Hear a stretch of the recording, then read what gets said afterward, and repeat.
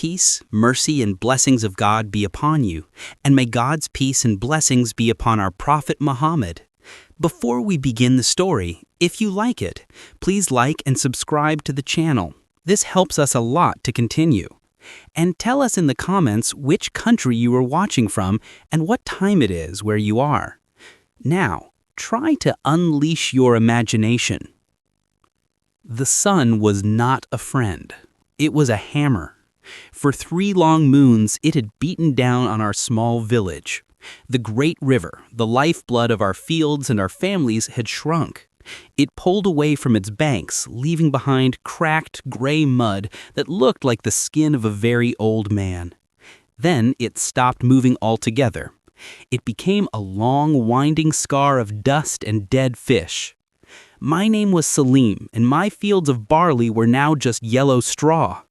Our main well, the one dug by our grandfathers, ran dry a week later. We would lower the bucket, and it would strike the bottom with a hollow wooden thud, the sound of despair. Thirst is a terrible thing. It changes people. First, the chatter of the village stopped. The children no longer played tag in the alleys. They sat in the small patches of shade, their eyes large and listless. The goats and the sheep grew thin, their ribs showing. Their bleating was weak and sounded almost human. We were rationed.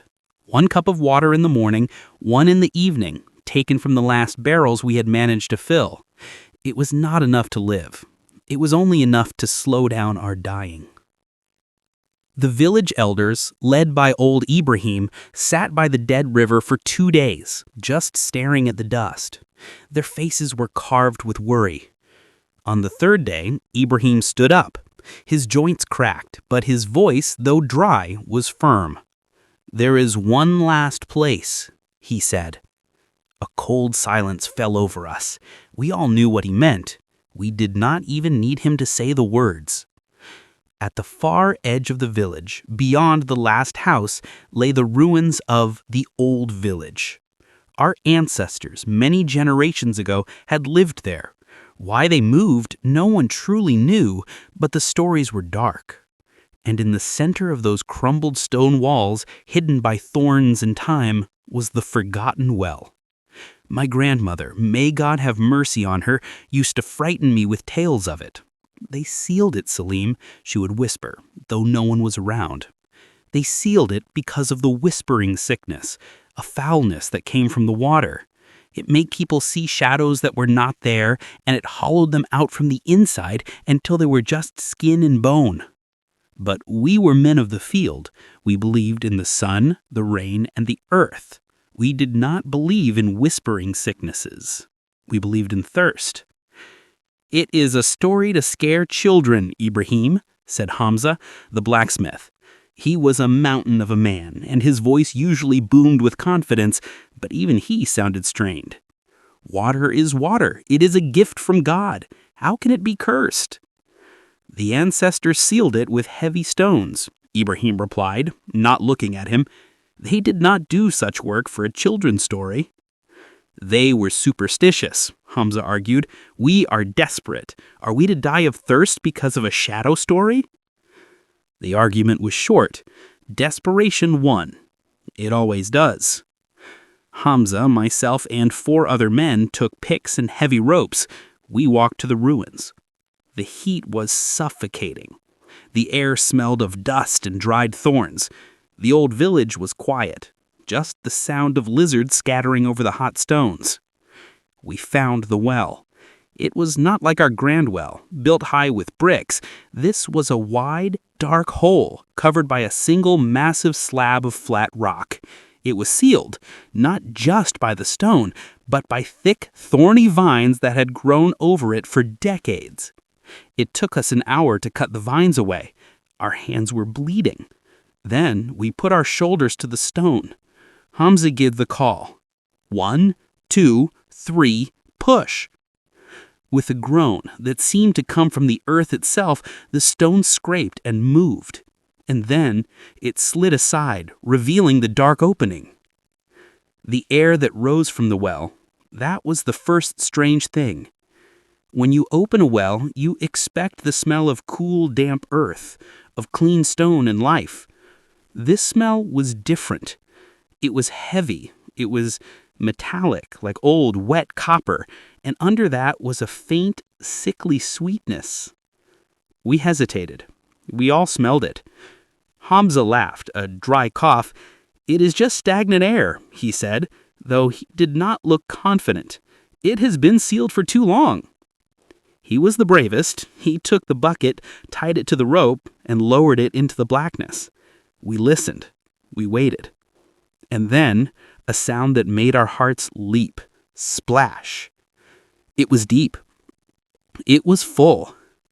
We pulled the rope up, hand over hand. The bucket was heavy. We brought it into the sunlight. The water, it looked clear. It looked perfect. Maybe it was slightly thick, clinging to the side of the wooden bucket in a way that water didn't usually do, but I told myself I was imagining it. I was just seeing what my grandmother's stories wanted me to see. Hamza stared at it. This was the moment of truth. He dipped his own wooden cup into the bucket, filled it to the brim, and looked at us. Then he raised it and drank the entire cup in one long, noisy gulp. He wiped his mouth, his beard dripping. He smiled. "It is fine," he boomed. "It is cool and it is sweet, sweeter than the river." The relief was so great I almost fell. We cheered. We dipped our own cups. I drank. He was right. It was cool and it was sweet. The metallic smell was gone. This was life. We filled every water skin, every barrel, and hauled our treasure back to the village. That evening there was joy. For the first time in months, no one was thirsty. The children laughed. The women sang as they gave water to the animals. We had survived. We had beaten the drought. We had been foolish to fear the stories of old men. The joy lasted one night. I was woken by a scream. It was not a scream of fear, but of agony. It cut through the pre-dawn quiet. I grabbed my cloak and ran outside. Others were doing the same. The sound was coming from Hamza's house. We pushed the door open. His wife was kneeling on the floor, weeping. Hamza was on his sleeping mat, but he was not sleeping. He was shaking violently. His eyes were wide open, staring at the ceiling, but he did not see us. A terrible, rattling sound came from his chest. He was drenched in sweat. Yet, when I touched his forehead, his skin was icy cold. "He is burning," his wife cried. "He has a fire inside him." By morning, it was worse.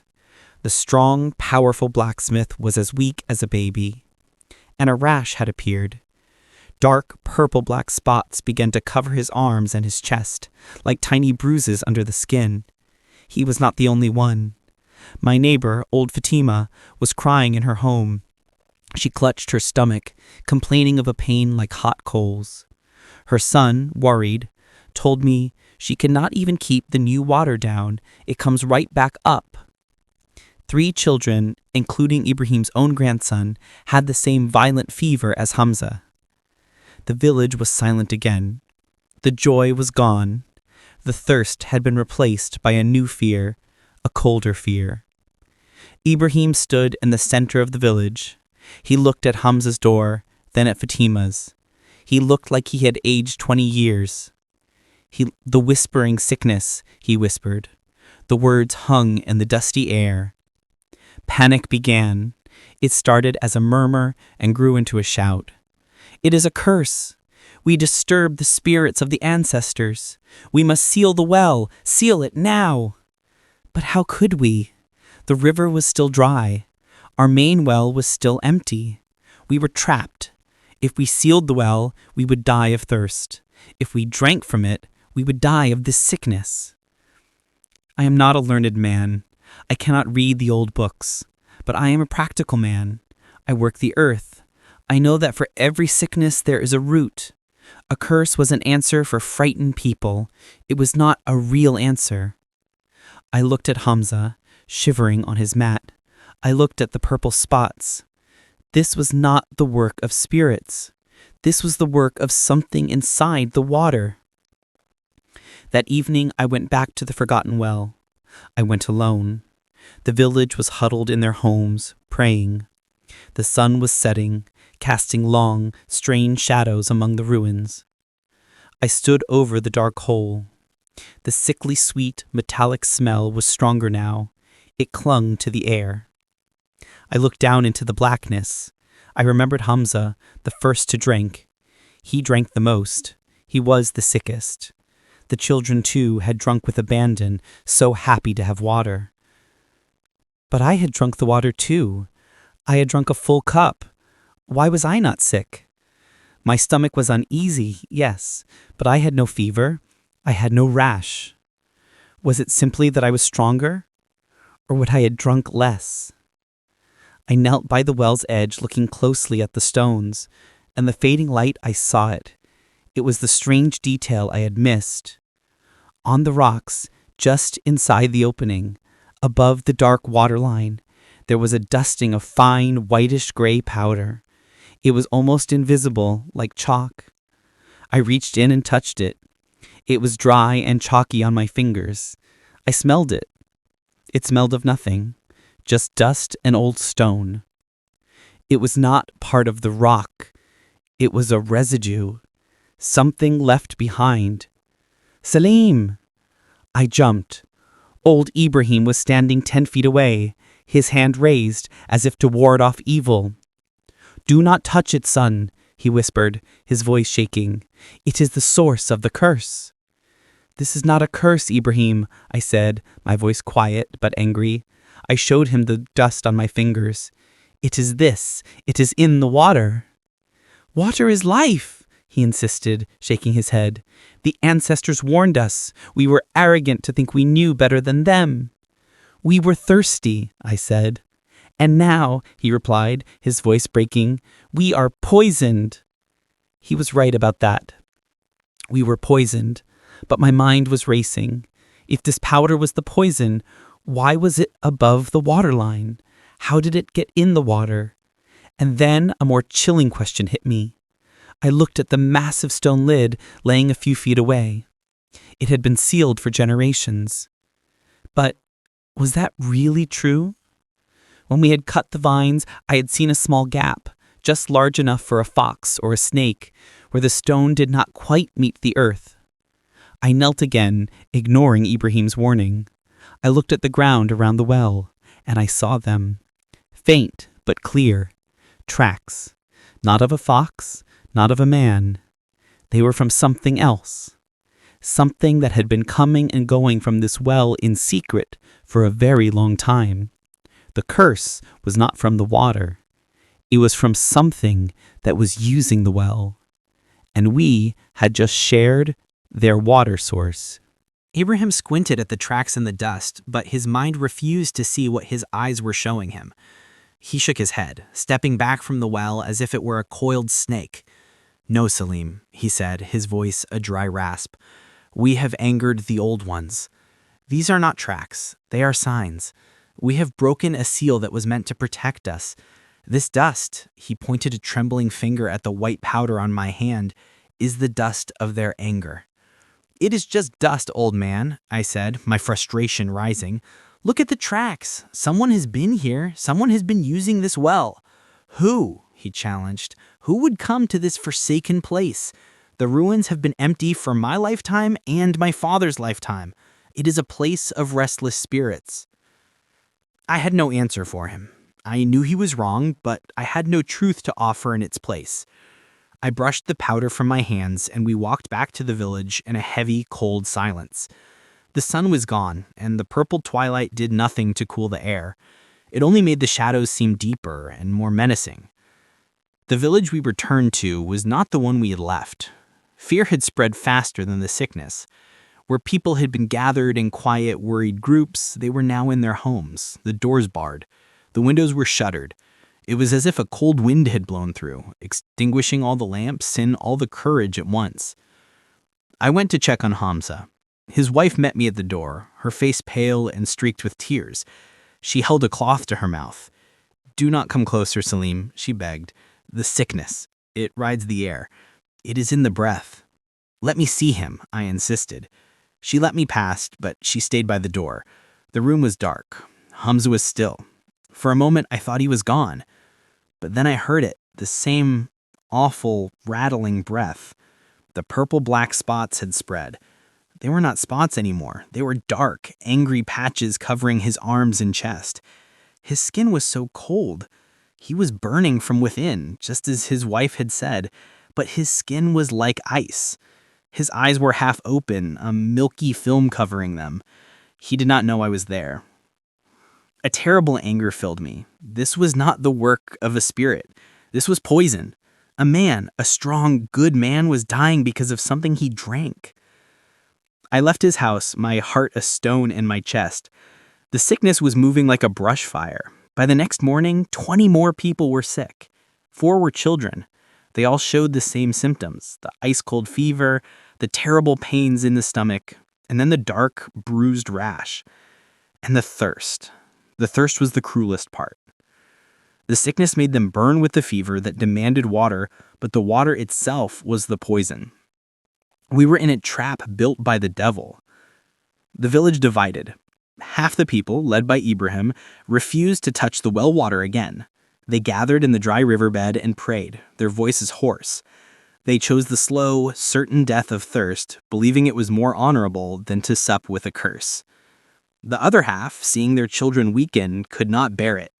If we are to die, one man, Basim, shouted, "Let us die with water in our bellies. I will not watch my son dry up like a leaf." They continued to draw from the forgotten well. They drank, they prayed, and they got sick. The ones who were already sick grew sicker. I felt like I was the only sane man in a village gone mad. My mind kept returning to the powder, and to the tracks, and to the question, why was I not sick? I had drunk 1 cup, Hamza had drunk a full cup, and his wife said he had returned later for more. He was so happy to find it. The children had drunk freely. It was the amount. I had taken a small dose of the poison, just enough to make my stomach uneasy for a night, but not enough to bring the fever. The others had flooded their bodies with it. This meant it wasn't a magical curse that struck at a touch. It was a simple, brutal calculation. The more you drank, the faster you died. This was not a job for elders or prayers. This was a job for Amira. Amira lived at the edge of the village, near the hills. She was the herbalist, the one who knew the secrets of the earth. She knew which root calmed a fever, which leaf stitched a wound. She was a quiet woman, sharp-eyed, and she did not believe in spirits as much as I didn't. Her own younger sister, Lila, was one of the sick children. I went to her at dusk. I did not want to be seen. People were starting to look at me with suspicion. I was the one who had helped open the well. I was one of the men who had brought the curse. And worse, I was not sick. In their fear, that made me look guilty. I found Amira outside her small hut, grinding dried leaves with a stone. "Your sister?" I asked quietly. "She is in God's hands," Amira replied, not looking up. Her voice was flat. "The fever will not break. The mint tea does nothing." "It is not a fever, Amira," I said. "It is poison." Her hands stopped. She looked up at me, her dark eyes searching mine. "What did you say?" "It is in the water, but it is not the water itself." I told her everything, about the metallic smell, about the sickly sweet taste, about the white powder above the waterline, about the tracks, about my own lack of sickness. She listened, her face grim. When I finished, she stood up and wiped her hands on her apron. "Show me." We waited until the moon was high, a pale sliver that gave little light. The village was silent, but it was the silence of a graveyard. We slipped out, moving through the alleys like shadows. When we reached the ruins, the air was cold. The metallic smell from the well was stronger than before. It was pungent, sharp. "Stay back," Amira said. She lit a small oil lamp, shielding the flame with her hand. She did not approach the well opening. Instead, she knelt by the tracks I had found. "You were right, Salim," she whispered. The tracks were clear in the moonlight. They were boot prints, a man's boots, but they were heavy, deep, as if the man was carrying a great weight. And beside them, there was a long, smooth furrow in the dust, as if something heavy was being dragged. The tracks led away from the well, toward the rocky hills to the north. He comes here, fills something heavy, a large water skin, maybe a small barrel, and drags it away, I murmured, my mind racing. But the powder, Salim. Why the powder? Amira said. She crept forward, holding her lamp over the well's opening. She peered inside.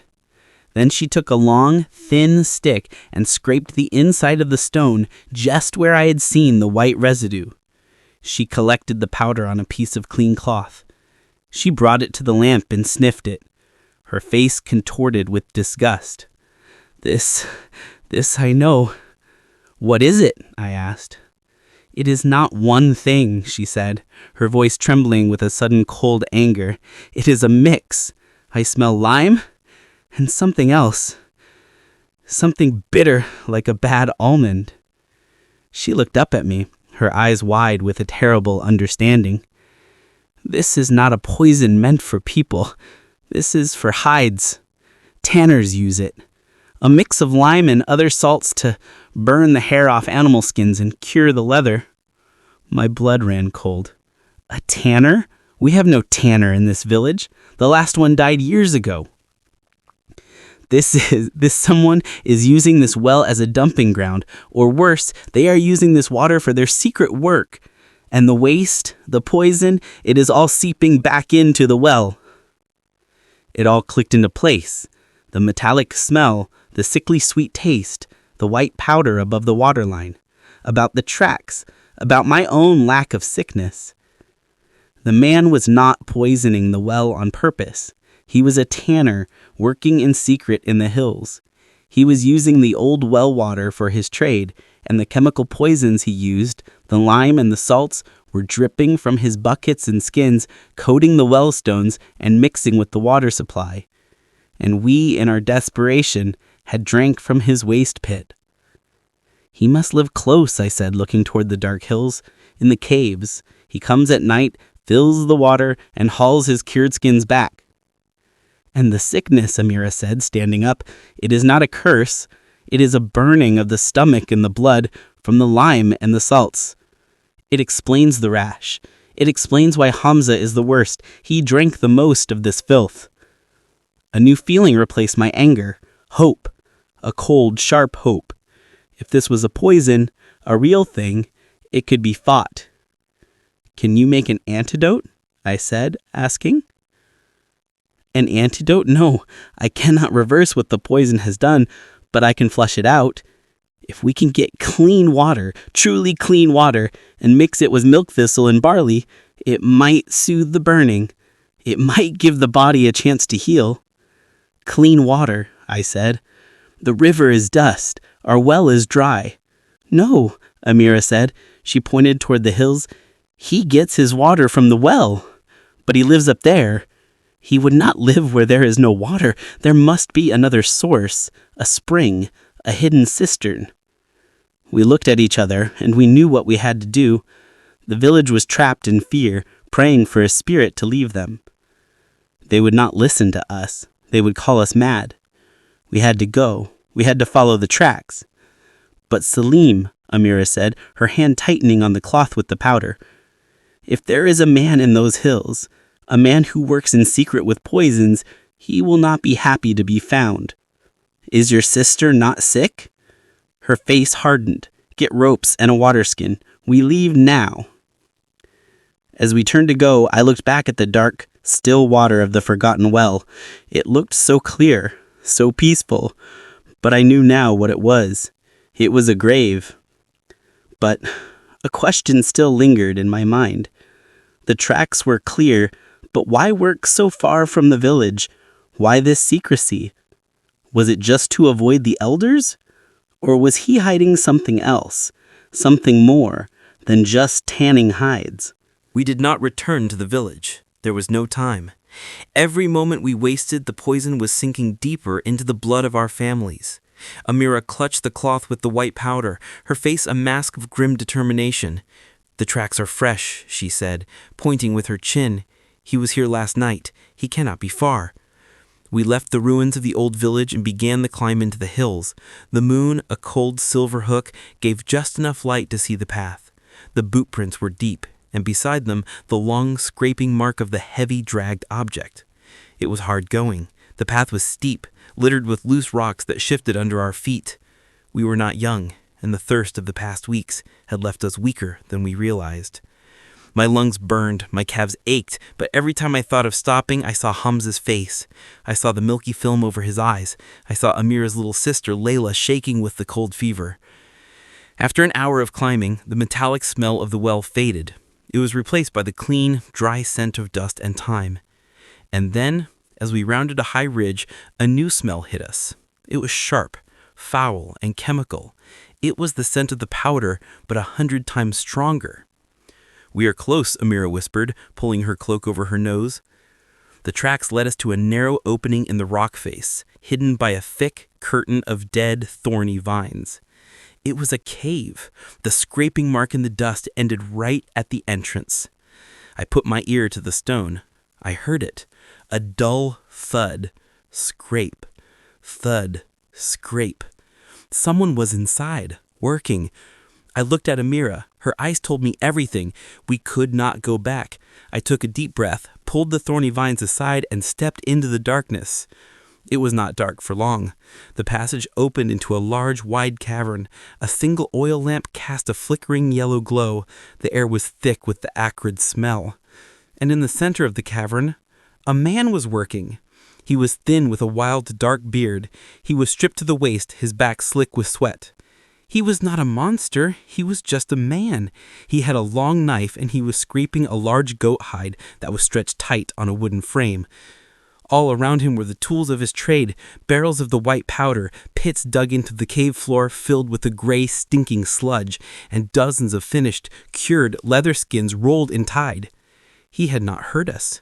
He was focused on his work, scraping and humming a tuneless, grim song. But Amira did not look at him. She looked past him, deeper, into the cave. Her hand gripped my arm. "Salim," she breathed.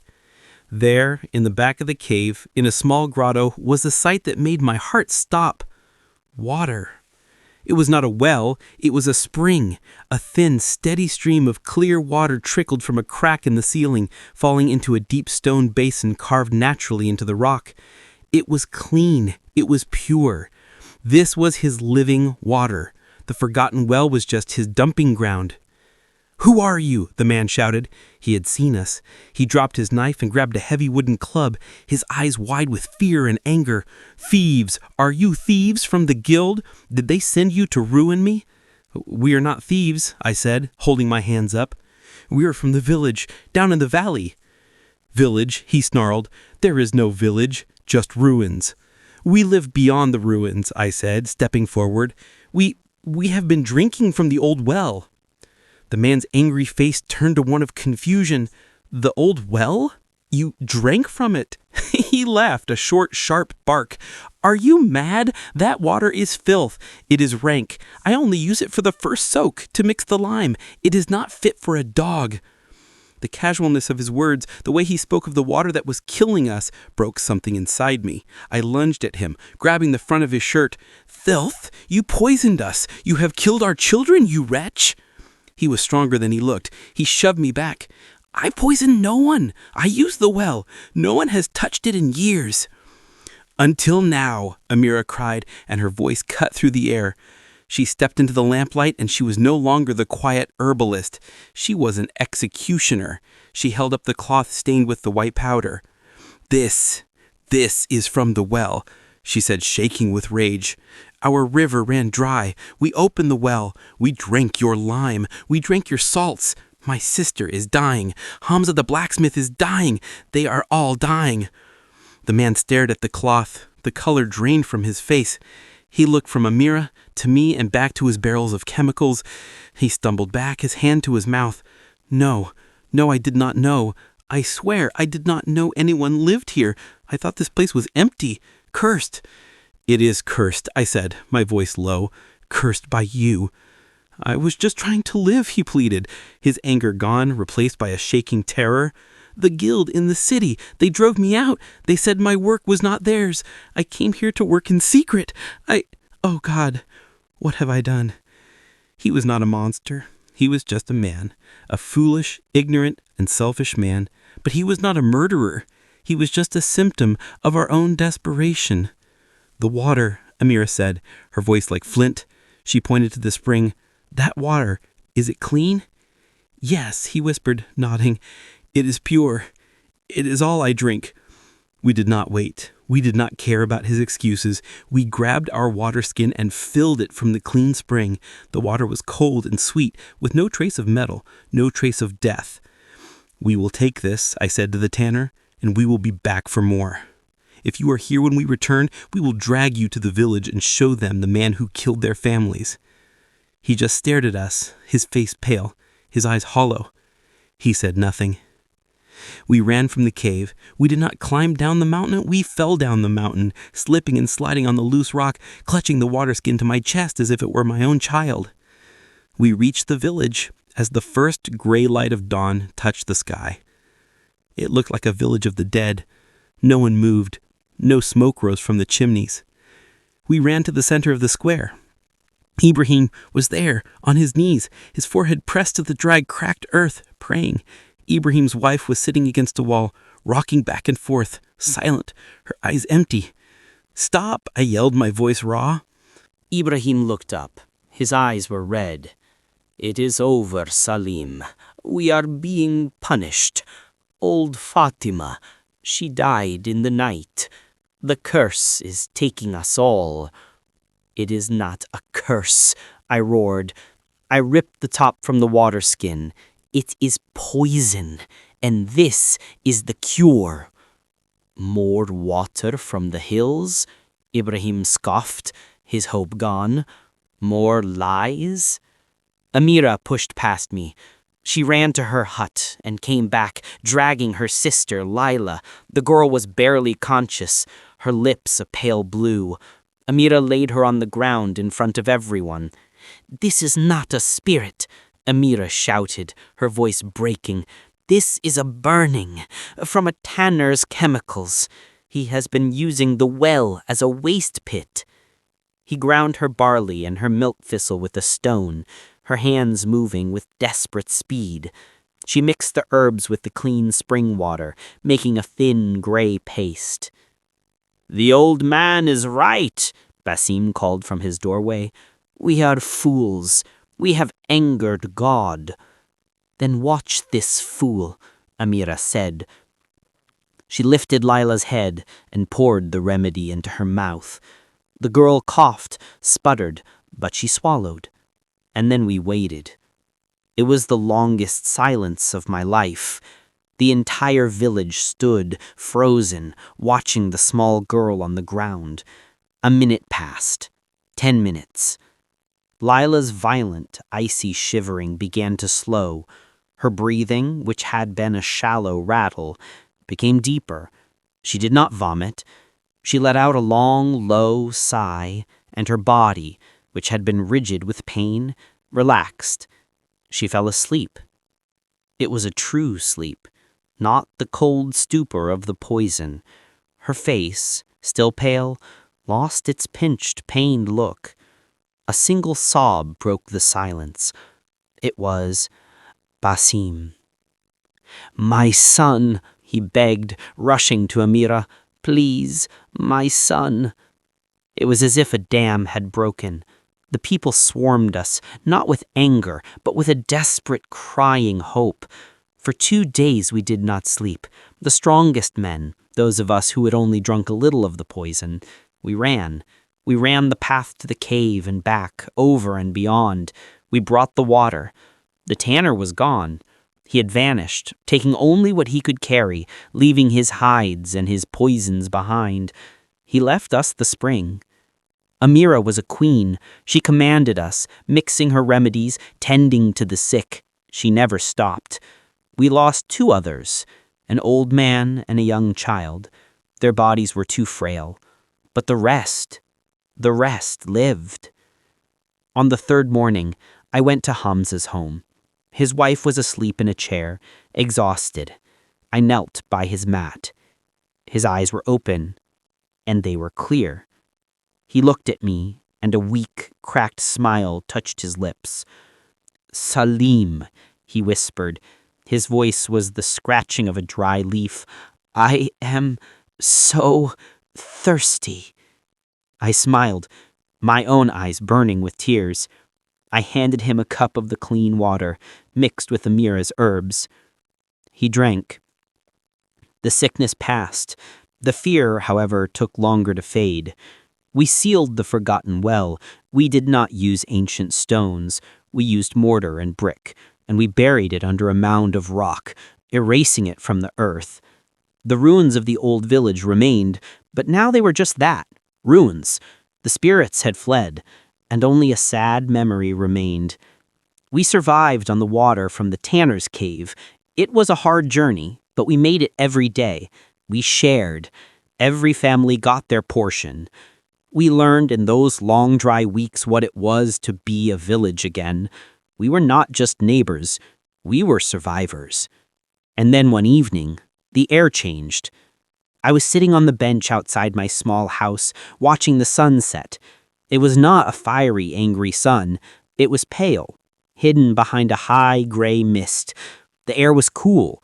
It smelled of damp stone. Ibrahim sat beside me.